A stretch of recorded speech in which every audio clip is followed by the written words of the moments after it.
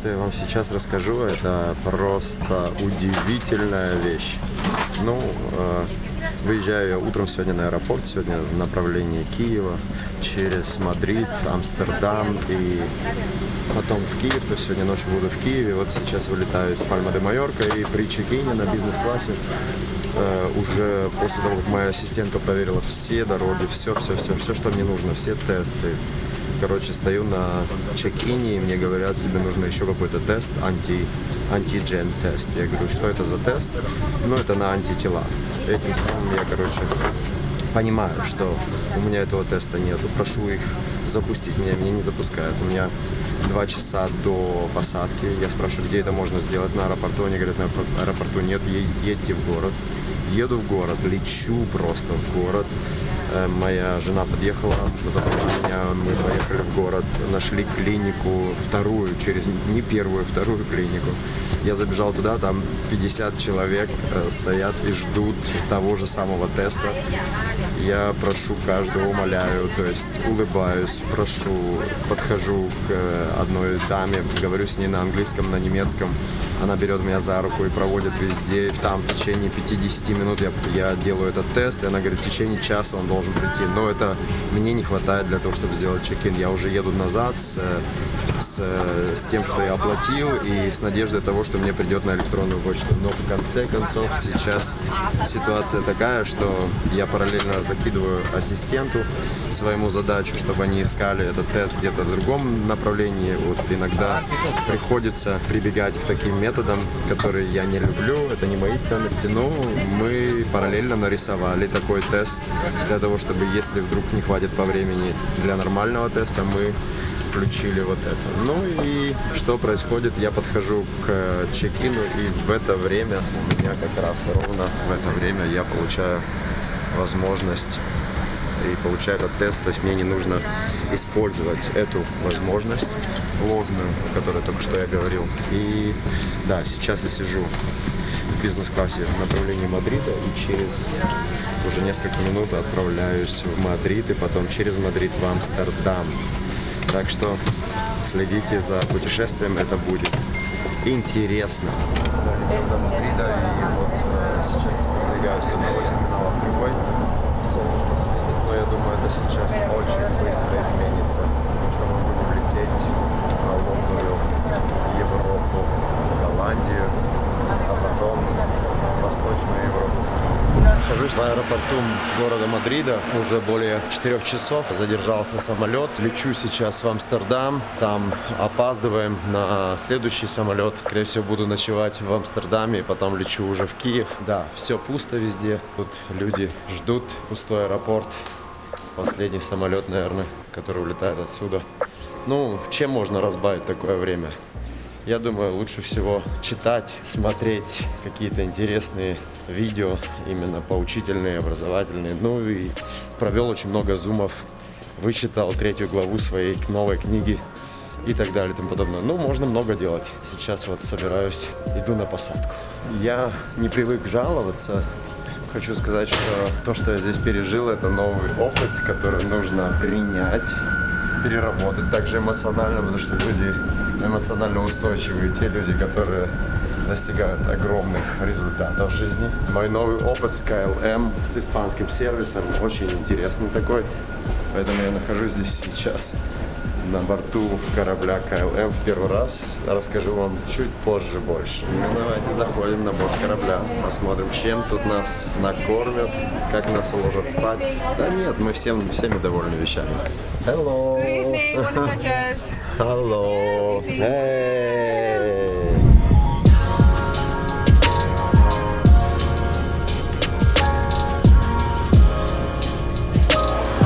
Наверное, было самое громкое путешествие, которое я имел. Вот эти вот голландские курочки кудахтали 2,5 часа без перерыва.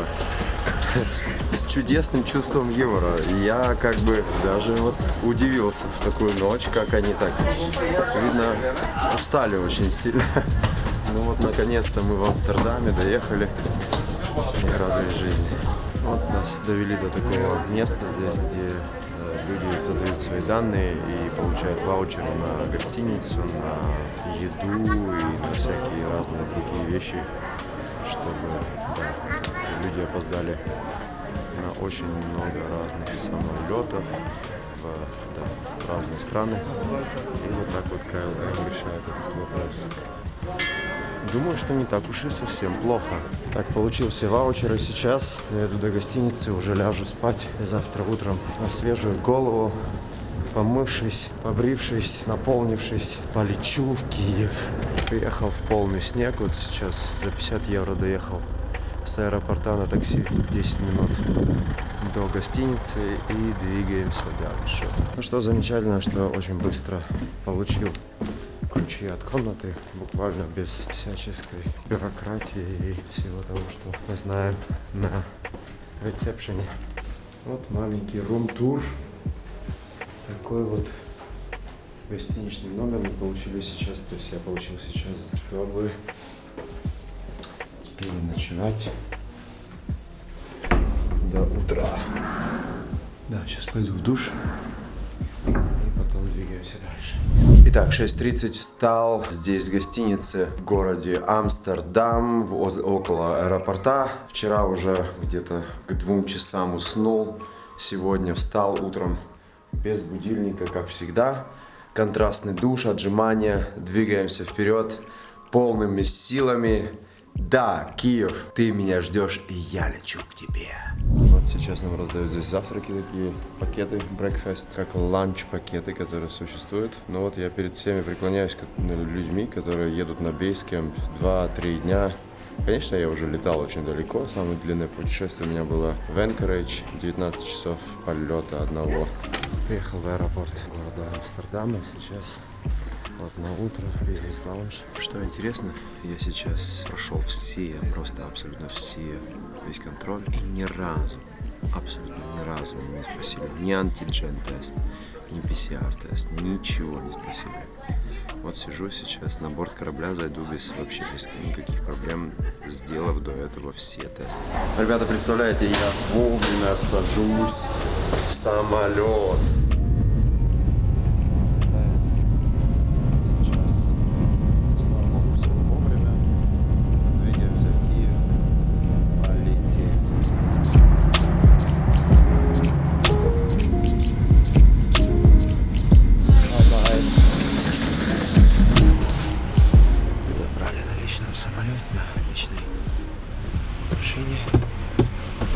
Замечательно. Вот сижу сейчас в зале ожидания, VIP-ожидания. Вот так вот они выглядят. Меня встретили, жду сейчас багажа. Итак, вот приехали сюда, сейчас вышли из VIP-выхода и едем на этой машине в гостиницу Премьер Палас. Как же я люблю этот город, кто бы знал. Кто бы знал, как я люблю этот город. Итак, мы подъехали сейчас к Премьер Паласу. Гостиница, где я практически каждый раз останавливаюсь, если я приезжаю сюда.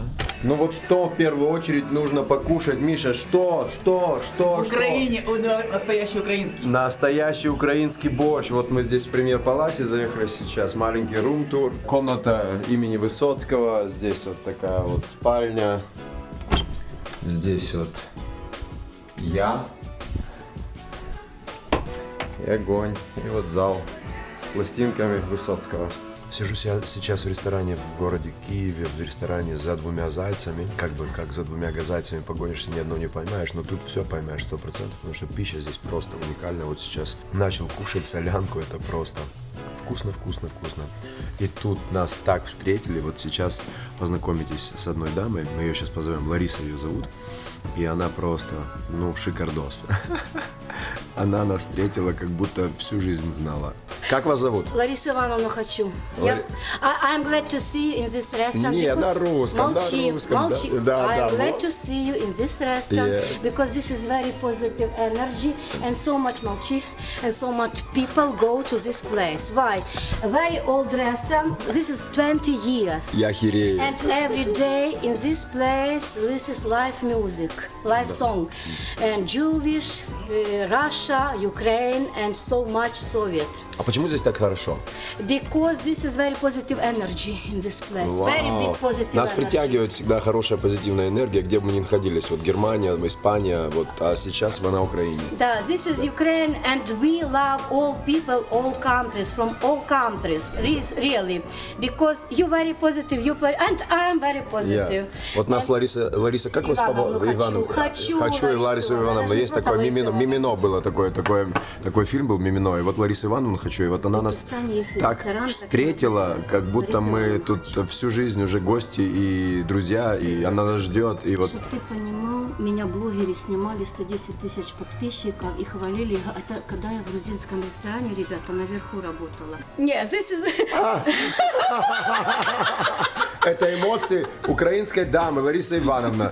А теперь смотри. I am glad to see you, all people, all countries in this restaurant. This is a famous restaurant because Soviet Union, in this place, this is Krynicina, Alla Pugacheva. In this place, yes, this is cinema. This is was cinema. Короче, пригласили Krynicину, Алла Пугачева мюзикл, они снимались тут, ребята. Здесь, это да? чтобы вы знали. This is museum, this is theater, this is cabaret, and this is restaurant. Но вы нам покажете, проводите нас немножко, да? Мы Я могу вам показать, но потом, когда уже набухаюсь. Это колорит украинский. Меня пригласил За немец. что вы пьете? Немец пригласил, я не помню с какого города, но он меня пригласил за столик. И вот говорит, что ты будешь? Я говорю, конечно, хреновуху. Он налил, чарки, наверное, 3. Официанту, мне, себе. Перед этим он хорошо покушал, плотно покушал мясо. И он спрашивает, maybe you want eating? I say, no, я скромная, думаю, не буду выкачивать деньги. Я не люблю выкачивать деньги. И он говорит, maybe, я говорю, а потом я вспоминаю, что у них очень вкусные сырники. Ребята, надо взять после этого. Вы будете в шоке, потому что сырники в середине вишенки и потом кулечек мороженого. Это на десерт, да? Ну, шарик всё. мороженого, оно тает во рту. Всё. Я просто Я в вижу, шоке Миша уже была. купил, я купил. Слышишь, и потом Андреас и Миша, он говорит, Лариса, по-английски, я буду каждый день приходить на сырники. Это при том, что он покушал все. И когда он попробовал это горячее плюс холодное, оно тает во рту, он сказал, это вообще, я нигде в мире такого не кушал. Так что говорят в Украине, Так когда что- стукаются? Будьмо гей! Давайте. А вы кажите 3 раза гей-гей-гей. Давайте. Кажіть давайте, давайте. гей-гей. Ви. Ну вы давайте. Ну-ка, И раз, два, гей. три. Давайте. Гей, гей, гей. Ну это же не Гей, гей, гей, гей. это гей. Гей, гей, гей. А гей это ух! Да. Гей. Вы поняли? Гей. Да, все. Будьмо гей. Будьмо. Вот нам принесли сейчас еще такое вот оливье с лососем, деруны с лососем и вареники с картофелем и со шкварками, а сметанки нет. Где сметанка? Вареники кушают только со сметаной. Так же? Конечно, рассольник. А, вон несут. И шкварки, и сметану несут, да? Конечно. Что там у нас, да? И вот это путешествие в Киев подошло к концу. Это было насыщенное время. Сижу сейчас в вип-зале в аэропорту города Киева и жду посадки на Стамбул. И уже вылетаю туда. Буду проводить сейчас 1,5 дня восстановительных таких серьезных. Отключу все телефоны, отключу все. Сделаю digital detox. И потом уже с полными силами готовимся на новый бейскэмп и на новые победы. Итак, я сейчас направляюсь на борт корабля в Стамбула. Сейчас посмотреть снег. Ну и сервис, конечно, первый класс. За брата везут с вип-зала к самолету. Да, на борту корабля. Сейчас нахожусь здесь. Turkish Airlines. Летим в Стамбул. Вот, замечательные места бизнес-класса. Можно отдохнуть, вытянуть ноги и набраться новых свежих сил и поработать, что важно в этом самолете. Спасибо, Киев, за замечательный прием, за гостеприимство, за вкусную пищу, за доброжелательных людей. Мы обязательно вернемся. Я обязательно вернусь.